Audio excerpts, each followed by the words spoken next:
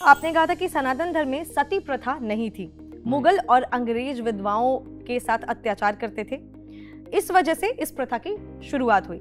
लेकिन लोगों का कहना है कि सती प्रथा मुगलों के आने से पहले से ही था और इस प्रथा को अंग्रेजों ने ही खत्म किया है। झूठ बात है, अंग्रेजों ने कभी हमारे किसी चीज पर संज्ञान नहीं लिया, उल्टा वो तो भारत के द्रोही थे, भारत के दुश्मन थे, जिन लोगों ने भारत और भारतीयता को बदनाम करने के लिए कई कई कमीशन बना दिए हो देश में।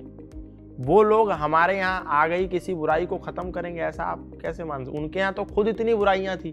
जो लोग महिला में आत्मा नहीं मानते वो इस तरीके की चीज़ों को ख़त्म करेंगे। ये बिल्कुल एक फ्रॉड स्टोरी गढ़ी गई है। यदि ऐसा होता कि भारत में सती प्रथा स्वाभाविक रूप से थी और इसके पीछे मुगलों का और अंग्रेज़ों का कोई हाथ नहीं था, तो आप सोच करके देखिए, जब राजा दशरथ का देहावसान हो गया, जब उनका देहांत हो गया पुत्र बिछोड़ के कारण, जब पुत्र उनका चला गया वनवास, तो कुछ समय के बाद राजा दशरथ का देहांत हुआ, तो उनकी क्या 3 रानियां थी, तीनों ने सती हो गई वो उनके साथ। अभिमन्यु जब चक्रव्यूह में मारा गया तो क्या अभिमन्यु की पत्नी सती हो गई क्या? और भी ऐसे हमारे उसमें पांडवों की पत्नी कुंती, पांडवों की माँ, पांडु की पत्नी क्या वो सती हो गई क्या? ऐसे बहुत सारे उदाहरण हैं। ये झूठी बातें हैं कि सती प्रथा थी और अंग्रेजों ने खत्म करी और इसके पीछे कोई मुगलों का और अंग्रेजों का हाथ नहीं था। ये सब बेकार की बातें। यदि ऐसा होता तो आज भी महिलाएं सती हो रही होती, आज तो कोई सती नहीं हो रही।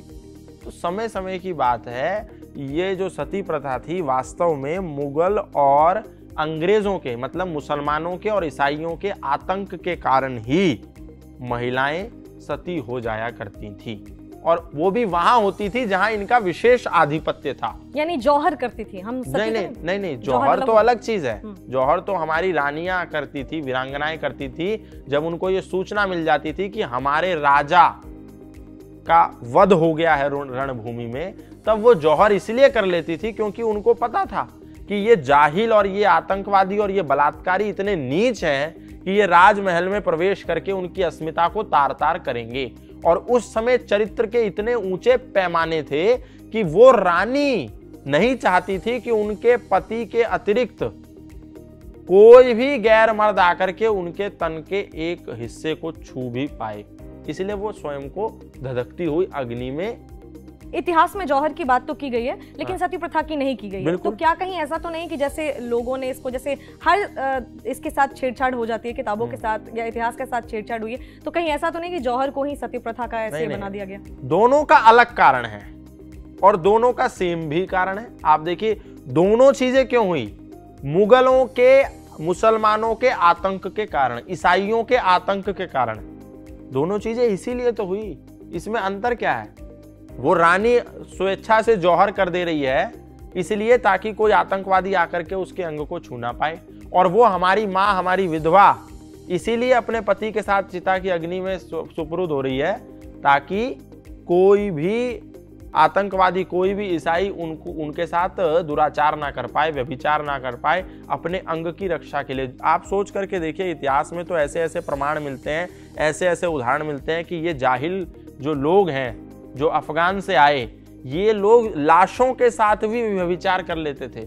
लाशों के साथ, महिलाओं की लाशों के साथ भी इतने ऊंचे स्तर के ये व्यभिचारी थे। तो ऐसे में महिला स्वयं को जला के आहूत कर देती थी कि ना रहेगा बांस, ना बजेगी बांसुरी, एक बार जल करके राख हो जाऊंगी तो मेरे मरे हुए तन के साथ भी कोई छेड़छाड़ ना कर पाए। नहीं तो कौन चाहेगा हम अपनी एक उंगली को मोमबत्ती के ऊपर रख करके तो देखें एक सेकंड के लिए कितनी पीड़ा होती है। लेकिन क्योंकि उस समय चरित्र के ऊंचे पायदान थे, इसीलिए महिलाएं ऐसा स्वेच्छा से कर लेती थी ताकि उनका चरित्र हनन ना हो जाए, ताकि उनका शरीर के साथ कोई भी दुराचार, व्यभिचार, इस तरीके की अभद्र, अशोभनीय घटना ना घटित हो।